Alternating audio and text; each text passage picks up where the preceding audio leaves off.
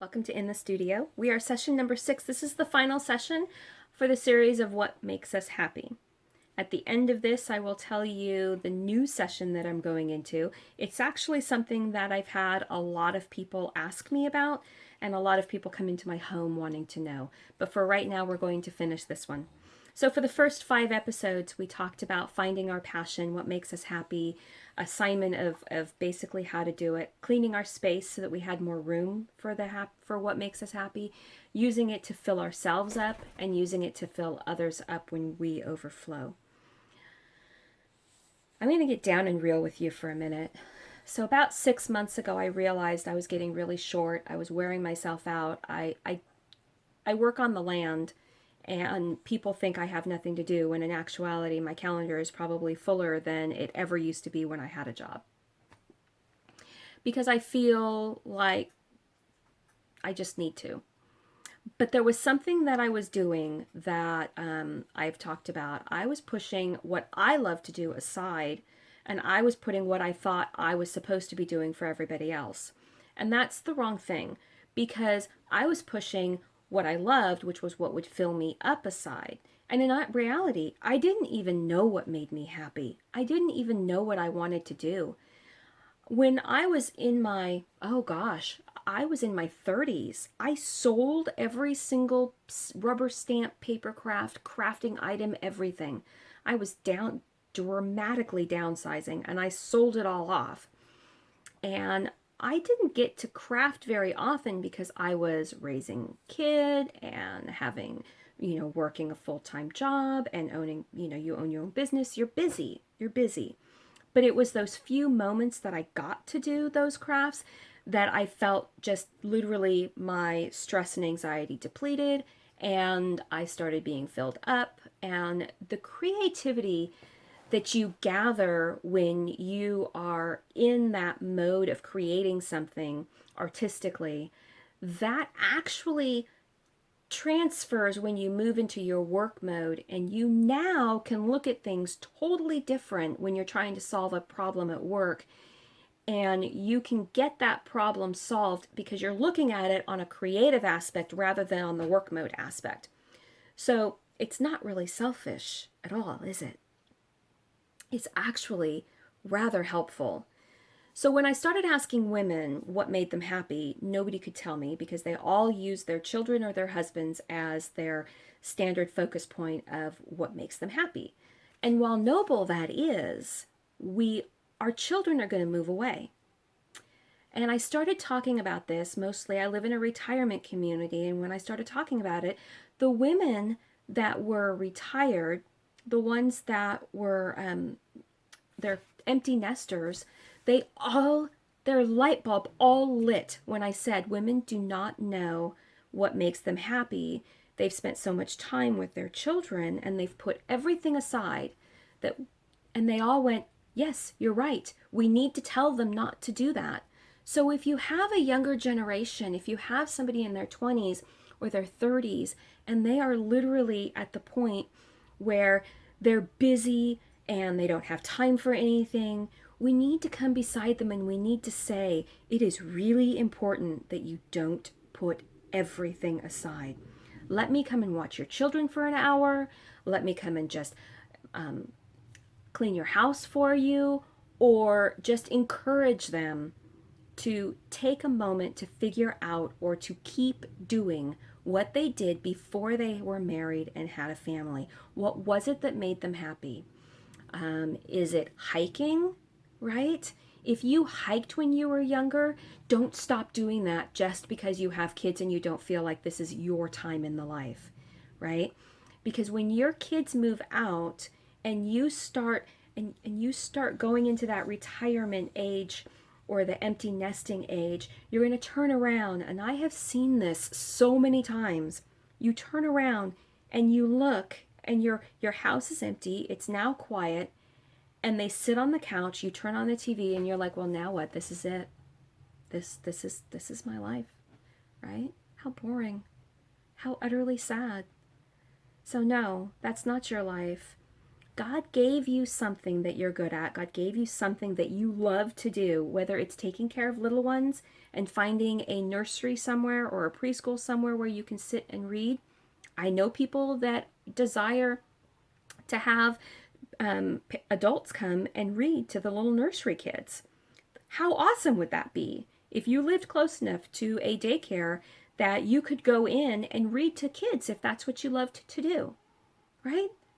I mean, the little voices and everything. That's so. Or you find Finding Nemo or Ariel. I mean, isn't that so? You have a talent in one way and you can turn around and use it for someone else. Yeah, let's do that. Several years ago, I had I'm just going to get real. Several years ago, I had something pretty traumatic happen to me.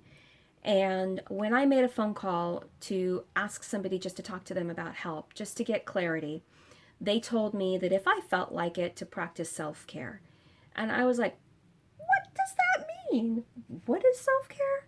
And they explained it to me as, if you feel like you want ice cream and you just want to sit there and watch TV, then go get ice cream and just sit there and watch TV. That's self-care. Take care of yourself. I gained 8 pounds. I practiced self-care. I practiced their version of self-care, and I gained 8 pounds. Let me tell you what I think God's version of self-care is, because when I realized this version, it did not seem right to me.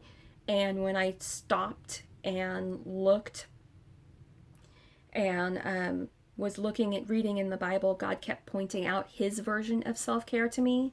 And every time somebody came up and asked him for help to be healed or something, he always said, pick up your mat and follow me. Or go do this. It was always some weird thing that he wanted them to do. Oh, you can't get yourself into that lake? Don't worry, just get up and go. And the guy's like, what? I can't do it. I'm telling you, I can't do it. Oh no, just get up and go. Right? So I really started beginning to see that God's version of self-care is taking our unique talent and going and helping someone else, or going and telling someone else, or going and being with someone else. I think community is a huge part of our world, and practicing what makes us happy. If we did it behind closed doors and we didn't share it with anybody, what a miserable existence that would be. What point is it to have some sort of passion or something that's uniquely giving to us if we don't share it with someone? And I'm not just talking about your husband. If you like to make cupcakes, you darn well better be making cupcakes for other people. If you like cooking, like the sautéing and the really cool smashy things with the utensils, put on a show. It's not bragging when it's fact. I have been told so many times, oh, well, I don't brag about what I know how to do. It's not bragging when it's fact. It's not bragging. It's sharing with other people a unique talent that was given to you, not them, not the next door neighbor, not the person down the road, given to you personally, to use, to cultivate, to love on, and to share with other people. So if you have something you're good with, you practice self-care, and you learn that skill, and you delve into it, and you look through YouTube on how to make that even better. You teach yourself how to paint, you teach yourself how to crochet or knit, or you find somebody that knows how to do that, and you ask them, would you please show me how to do that? So I know how to do some things. And I have people that say, oh, that would be really fun. Oh, come on over, anytime I'll show you. And I actually have some people that contact me and say, were you really serious? Yes, I was serious. Come on over. What time? What date? Now, I pretty much pull out my phone and just make an appointment, because it's important for us to be around other people. And it's important for us to share what fills us up with other people. Now, I'm going to tell you right now, when we find something that makes us passionate, it's not going to make somebody else passionate. And when you see somebody that's passionate with something, like somebody that likes to do cards, don't automatically assume that you should do cards because it makes them happy.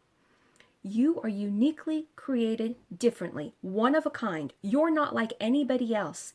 And you are invited to this amazing table with all of these amazing believing friends. You're all different. You don't want to be the same as the other person. You want to be different. You want to shine in a totally different light. You want to have different abilities because together that table is whole. You want to invite other people in, even if they don't believe. You want to invite other people in.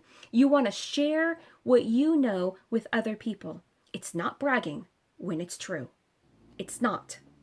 I understand that everybody says that is bragging, but it's not. I'm tired of that. When you have something that God has given you that is uniquely given to you, and you cultivate that and you share it with someone else, you're sharing a part of God. You're sharing something that God has given you so that you can give it to other people.